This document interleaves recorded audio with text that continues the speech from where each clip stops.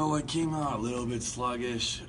We haven't. This is our first kind of I think back-to-back where we played 2 games that we can sort of be proud of. But once we got going, I think our defense kind of has carried us as it did, and then we made some timely shots at the end. And I think I'm proud of the way we kind of competed and came out today. On that topic, down the stretch, in the fourth quarter, there were a lot of possessions where the switching kind of stepped up to another level and they were rotating really well. Was there something that you had said in between quarters to really get that going, or was it more just coming down the stretch? I think our guys were dialed in. Switching something we do all the time, and we know we have Batman, our 5-man, Norvell just walked by, and Cam behind us, who are doing a good job protecting the rim, and that makes other people can be more aggressive. But we switch, but the whole league switches, In the NBA, everyone switches. And so the game becomes, can you switch and guard your man? And then from a offensive perspective, what's your answer to that? So you saw us trying kind of we were going through our whole Rolodex of plays for what we were doing against their switches, and that got us to Rashad hit a couple big shots. We got Haywood on a drive. We have to find ways to play against their switching, just like you say, because I think that is what all teams do. Good teams switch, and they kind of try to keep you in front. How about the way Hayward looked tonight after playing last night with the Sixers? I think Haywood's minds, he's been all over the place, kind of both how much he's been playing and what's been going on, and I think he handled it really well. He's been great in terms of just kind of staying locked into what we need to do, but just from a human level, we're excited for him, but you also know that the last couple 48 hours have been a whirlwind. So we're excited for him. Everyone was really fired up to see him get to play yesterday and then play well. The guys give him a hard time always about throwing the lob, so it was great. And we're really happy for him that he got that opportunity.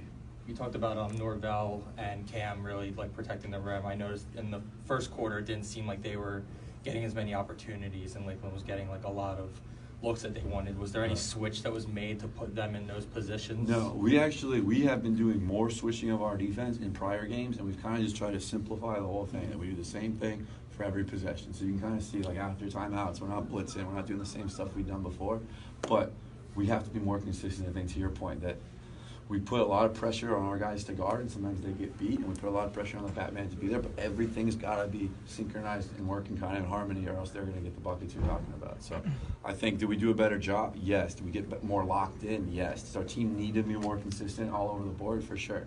But we managed to gut one out, and I think that's a good testament for us. After you guys went down early, 12-4 in the first quarter, what would you say to your guys in the timeout? I mean, one of the things I think in the G League, probably even more so than the NBA, is teams go on runs. And you're not always going to start great. They're always going to come back.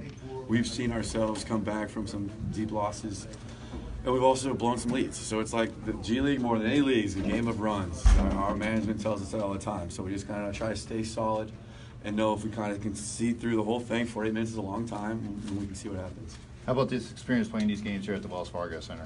It's been great. Our guys are fired up about it for sure. I think it's a cool environment to play. We really look forward to playing in our new home on the 23rd, but for makeshift house, it's not too bad.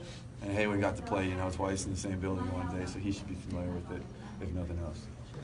Take us through what you thought of the team's overall performance and how they played on the defensive side. I think our defense has kind of been our calling card these last couple games. We've kind of challenged our guys about our defensive rating and where we want to be throughout the league, and I think we've responded.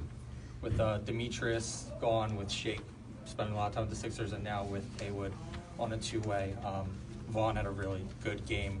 How has it been implementing him, and do you think he's going to have this kind of role going forward? Yes, I think he's been a breath of fresh air for our program, providing depth, providing ability to score, being a big physical wing. So the ability of our front office to go out and acquire someone midway through the season that can really come in and help us, and today, frankly, win us the game, has made our jobs a lot easier. One more for Coach. How do you think your team played defensively against Emil Jefferson and B.J. Johnson?